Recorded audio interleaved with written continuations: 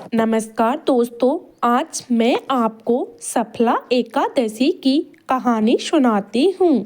चंपावती नगरी में एक महिष्मान नामक का राजा राज्य करता था। उसके 4 पुत्र थे।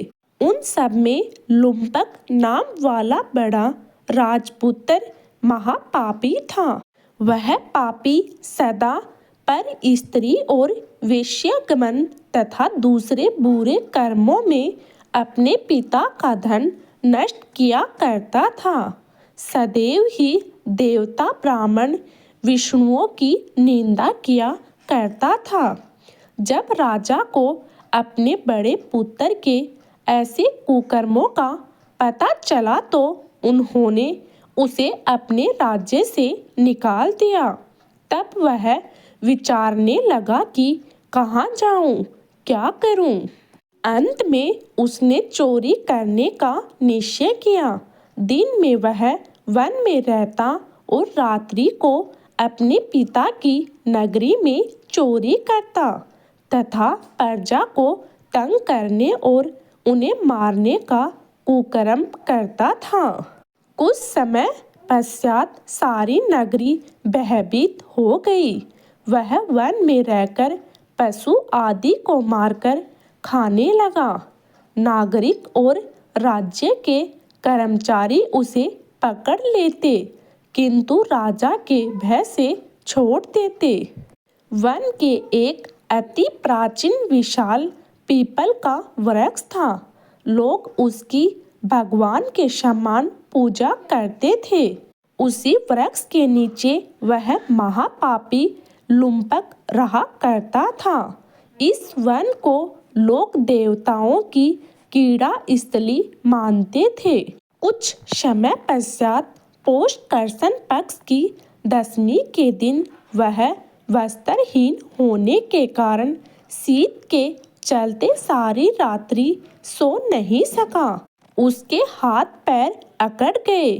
सूर्योदय होते वह मूर्छित हो गया। दूसरे दिन एकादशी को मध्याह्न के समय सूर्य की गर्मी पाकर उसकी मूर्छिता दूर हुई। गिरता पड़ता वह भोजन की तलाश में निकला।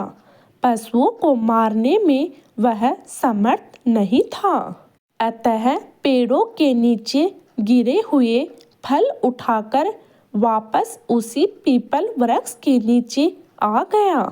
उस समय तक भगवान सूर्य अस्त हो चुके थे।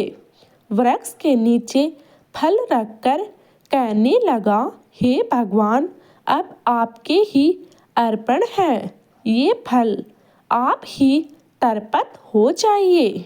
उस रात्रि को दुख के कारण रात्रि को भी नींद नहीं आई। उसके इस उपवास और जागरण से भगवान अत्यंत प्रसन्न हो गए और उसके सारे पाप नष्ट हो गए।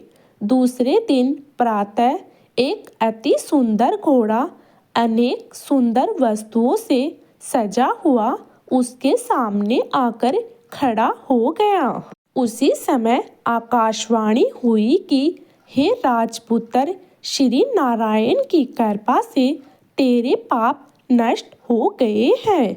अब तू अपने पिता के पास जाकर राज्य प्राप्त कर ले।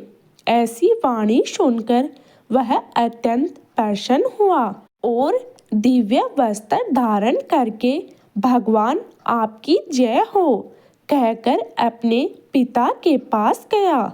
उसके पिता ने प्रसन्न होकर उसे समस्त राज्य का भार सौंप दिया और वन का रास्ता लिया। अब लुम्पक शास्त्र अनुसार राज्य करने लगा। उसकी स्त्री पुत्र आदि सारा कुटुंबर भगवान नारायण का परम भक्त हो गया। वरदा होने पर वह भी अपने पुत्र को राज्य का भार सौंपकर वन में तपस्या करने चल गया और अंत समय में वैकुंठ को प्राप्त हुआ। अतः जो मनुष्य इस परम पवित्र सफला एकादशी का व्रत करता है उसे अंत में मुक्ति मिलती है। जो नहीं करते वे पूंछ और सींगों से रहित पशुओं के समान हैं। इस सफला एकादशी के माहात्म्य को पढ़ने से अथवा श्रवण करने से मनुष्य को अश्वमेध यज्ञ का फल मिलता है। बोलो विष्णु भगवान की जय। मेरे द्वारा सुनाई गई कहानी पर लाइक और कमेंट करें और सब्सक्राइब करना न भूलें। धन्यवाद।